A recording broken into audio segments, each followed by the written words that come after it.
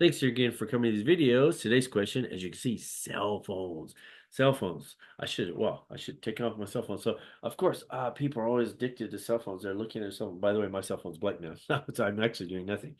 But, it came on because I was touching it. Yes, but of course, da da da da da. Whoa, it changed the video. But why are people addicted to their cell phones?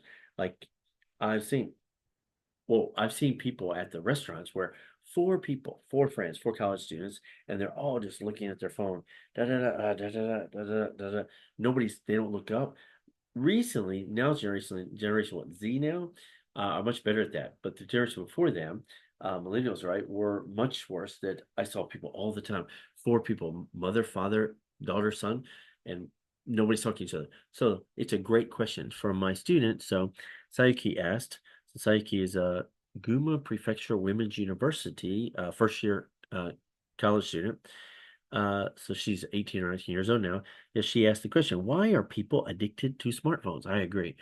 Um, Her grade is much better, but a few years ago, when I would have a break in the university class, I'm also a university professor. When I have a break, as soon as okay, break time, then we have like 10-minute break, bam, everybody's on their phone. Now's kids are much better at that. They don't get on their phones immediately, like same second, and they don't all get on their phones. A lot, I see some people talking to each other. So her school is very interesting. So yes. So again, what's the question? Why are people addicted to their smartphones? So there's actually six reasons why. So the first reason is maybe everybody knows dopamine. Dopamine is like an energy protein or energy hormone that if you release dopamine, you become excited when you score something. When you raise your hand, I teach my kids all the time when you're studying, if you raise your hand to give each other a high five, hey, high five, good job, we did that. That's why you do good job or high five. When you raise your hand above your heart, you're actually creating more dopamine. You're increasing your dopamine because you're telling your body, hey, you just won something. Hey, give this guy some more dopamine. He did a good job. So dopamine release, of course, and reward. So it's a it's a reward protein. We get rewarded by doing things that we like. So the cell phone is designed to do that. That's why it has quick bursts, like tweeter, the quick short beats. Exactly, it's tricking us to have more dopamine. Second is social connections. Social connections are very important. There's several reasons why people live very long and healthy lives, like in Okinawa, blue zones around the world. And they've debated whether these blue zones are true or based on research. I'm not get into that debate. But one thing I'll say about Okinawa, for example, so I live in Japan, that social connections, that one, if those people are living longer, past 100, blue zones are supposed to be most uh, five zones in the world where people live traditionally more than 100 on average, a lot. So if that is true, they think Okinawan reason is because of social connection. Not just Okinawan, Italian reason and California reason, they're mostly small towns because of their social connection. They've proven that the more friends you have, the more healthy you are later in life. So of course, cell phones are easy social connections. Where you see older people on Skype or Zoom or Facebook like that.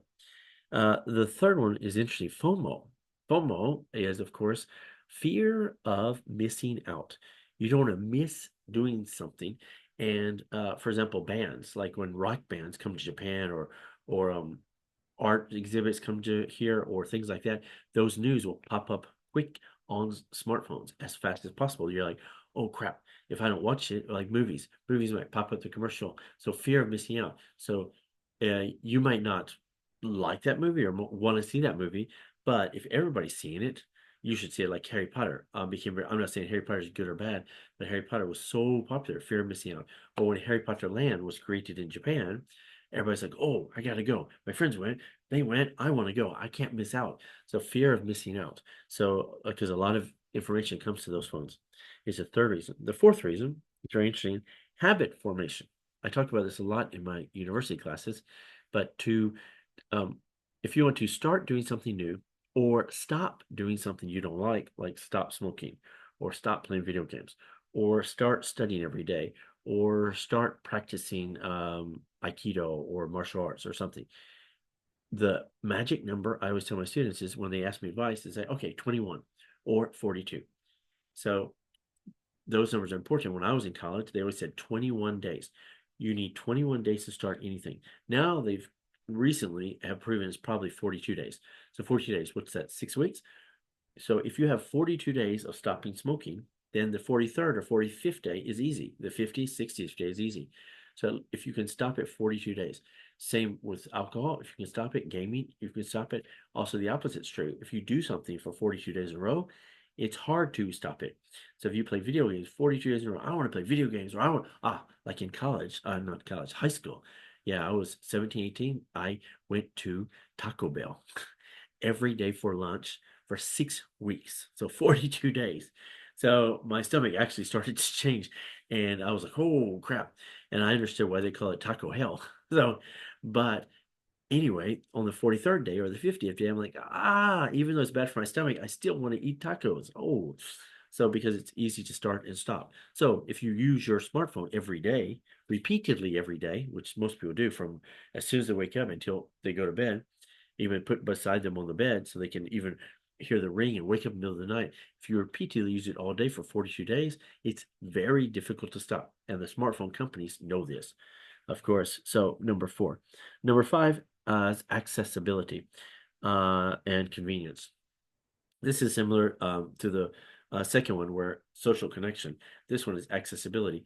Some things you can only do with your smartphone. For example, in Japan, there's a famous Italian restaurant called Caesarea. Nowadays, Caesarea, uh, around COVID time, they started using more machines to order, like tablets. A lot of restaurants have tablets where you can order to avoid human to human contact. But what Caesarea did, this famous Italian restaurant in Japan, nowadays they have no tablets. They just have a QR code on the table. So when you want to order, you have to push the QR card. You have to go to their website with your smartphone and order. And if your smartphone is not accessible or matches that QR code, like somehow my smartphone doesn't, it's impossible to access their menu. so, so nowadays I can't go there as often because it's embarrassing because I have to actually signal the waitress like, "Hey, can you come? I'm so sorry. I can't access your menu and order from your website like everyone else is." So, of course, maybe my phone is out of date. That might be the reason, but connectability and accessibility. It's like years ago, if you didn't have a credit card, it's hard to get a rental car or a hotel in America. Nowadays, if you don't have a smartphone, people are like, "What? Huh? You don't have a smartphone? No, just do this QR code." Wow. Actually, my smartphone's not connected to the internet, which is actually true. My smartphone isn't. I don't have a phone function or an internet function like on it. Uh, so next, 6, psychological effects. Yes, stress and boredom. Yes, this is a very interesting one.